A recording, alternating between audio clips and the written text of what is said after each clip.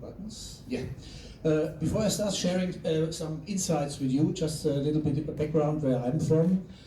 So we come from leadership support. So as you can see, we're in the business of human resources and organization development for quite some years.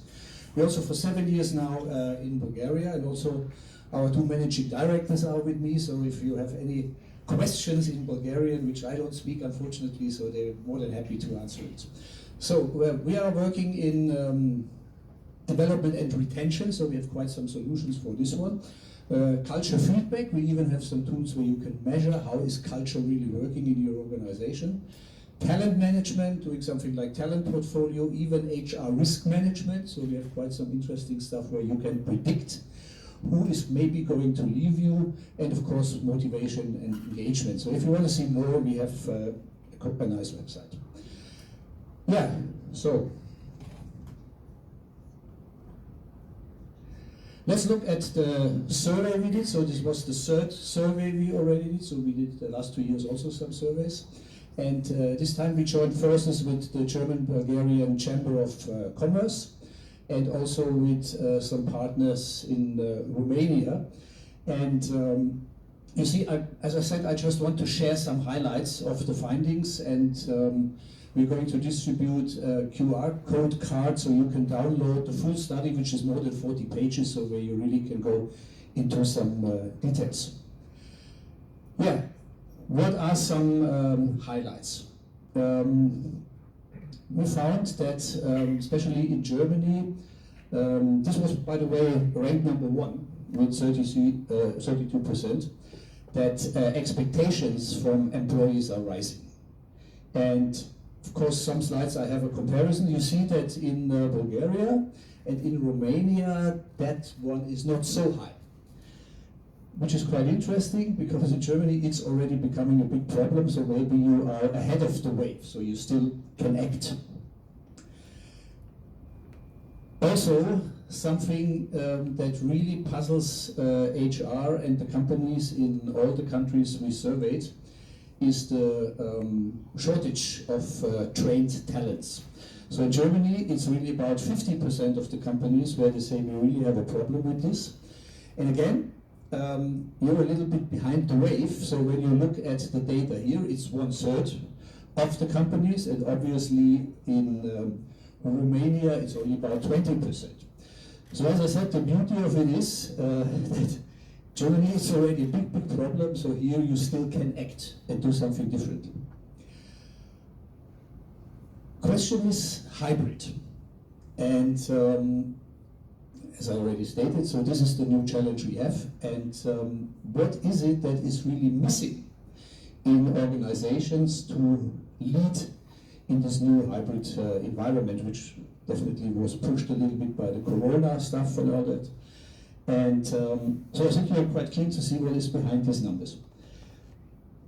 25%, so 1/4 say the problem for us is we don't have the appropriate tools. 1/3 say it's the skills. So it's not only tools, but skills. And you know this old British sentence where they say, a fool with a tool is still a fool. So you need the qualifications really to work with tools. Mindset, this is also really interesting. So this is more the motivation to work with it. Yeah? And the last one, which is also really interesting, and by the way, these are the averages across all the 3 countries. So if you're more interested about what is the value in Bulgaria, just download it and then you see really the different facts. More than 50% seem to have this problem with connections. So as I said, a lot of people are in home offices and they don't have a clue how they feel, what puzzles them, and that's really a challenge where we have to deal with. So a lot of companies are already changing something, and what you can see here, a lot are investing in technology, but also some are really redesigning the organizational structure. And when you look at it, it's only 1/4 of the companies. So the question is, what are the others doing? Yeah, so sit and wait, or what is it there? And of course, we also were asking some questions about to say, so why is this? Yeah, that only 1/4 of the companies are starting to change something, And a lot of them said, we are overwhelmed by data. We have a lot of systems that give us a lot of data, but we have no clue how to analyze it. Yeah? So what is coming out of this? Especially leaders, yeah, they feed us back and say, I'm drowning in emails and messages and Microsoft Teams messages or whatever, but I can't cut through this complexity anymore. And also, so we are mostly HR conference here, yeah? A lot also said we have no strategy how to deal with talents. Yeah? So it's, for me, it was really amazing. Yeah, this is another thing, which is also interesting. I think you heard this phrase, what gets measured gets done. And we also had a question where we said, so how do you actually measure that the changes you're doing really work?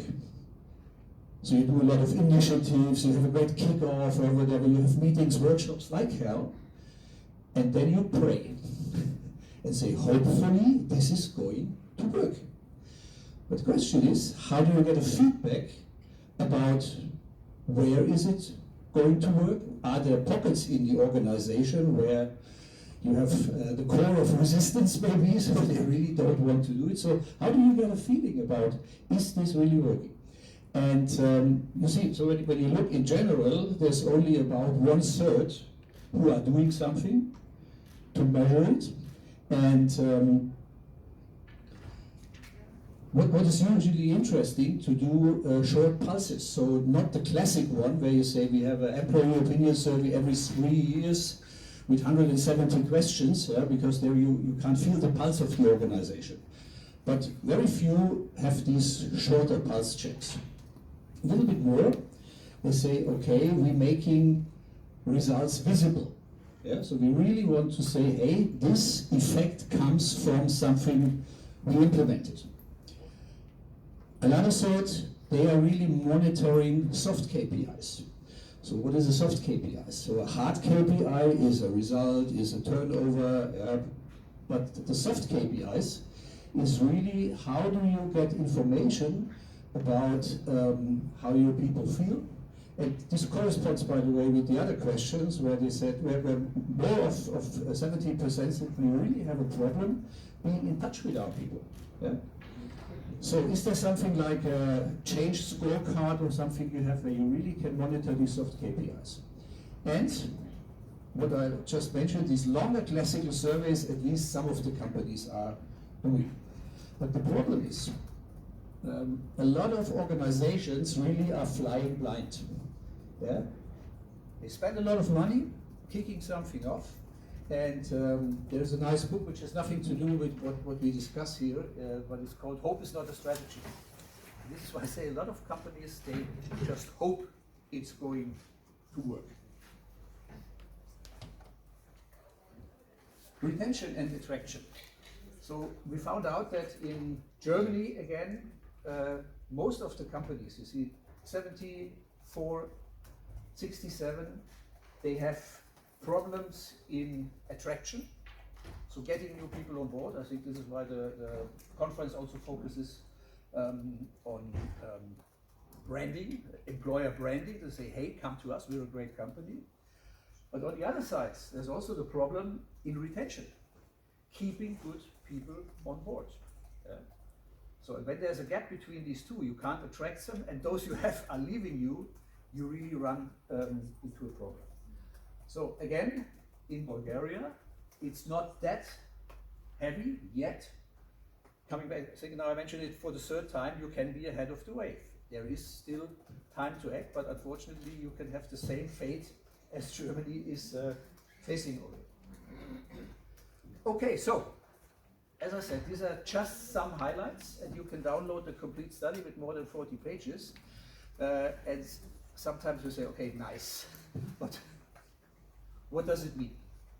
So what does it mean, especially for you, in your organization? So when you look at the report, are we similar? So I even suppose that some of you even contributed and filled in the questionnaire. Yeah, so the only thing I can tell you is what we concluded out of it. Yeah, we decided to say, okay, if this is the case, so we're in the business of supporting leadership, so let's develop something new, a new leadership support for talent management. And the basic idea is quite easy, because we really listened to what people said, and so they said we are overwhelmed by data. We're getting too much data everywhere, so you see a lot of systems you get information from. So what we decided to do is not create new information, but take the information you already have in your systems, put it into our miraculous blending leading engine. Yeah, so we also work with artificial intelligence, so we're really looking at what data we have, and then it automates and sends, as you call, nudges. So I don't know if you're familiar with this nudging concept. Yeah, so you're nodding your head already. So this is a guy even won the Nobel Prize for it, yeah, where you say sometimes it's not enough to have a good speech, and then you remember it for 2 years and say, I should do something. So there's this knowing doing gap, but really get a nudge quite frequently. Say, hey, are you aware of this? Why don't you do this, or whatever this is? What it does, yeah, it takes data you already have, analyzes it, and gives leaders in the systems they have, be it by email or in Microsoft Teams or whatever you use, a little nudge to say, hey, this is what you should think about. It's not automated, that you say you have to do this or this is an order or whatever, yeah, but giving these little nudges.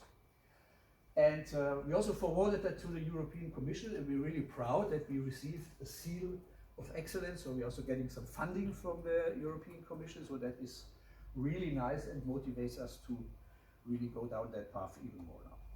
Okay, so that was it, my short contribution to open the conference with some first insights. And as I already mentioned, my two local colleagues, Nina and Carmen, are here. So in a break or in the evening, if you have some questions or comments about it, we are ready to discuss this with you. With me, or they can discuss it in English, unfortunately. Okay, so.